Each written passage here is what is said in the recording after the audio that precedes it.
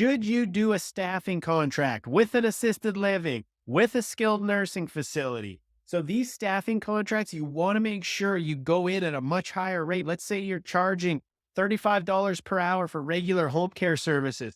Think as high as $50 an hour, $55 an hour for a staffing contract.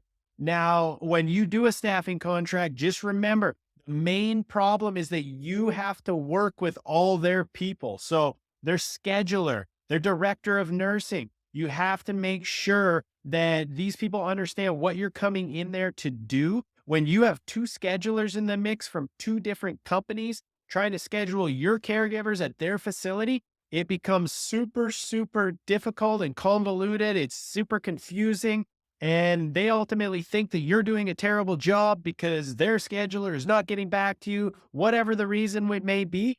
So I always recommend that if you're going to go in and do a staffing contract, always pitch the idea that you guys can do the scheduling as well. You can come in, you can take over the staffing and take over the scheduling. And if you did that, it would obviously be a much higher rate. But just remember, when you are working that closely with another facility, it's never really worked out in our favor. So just a word of caution, be careful, but they can be lucrative if you set that up the right way.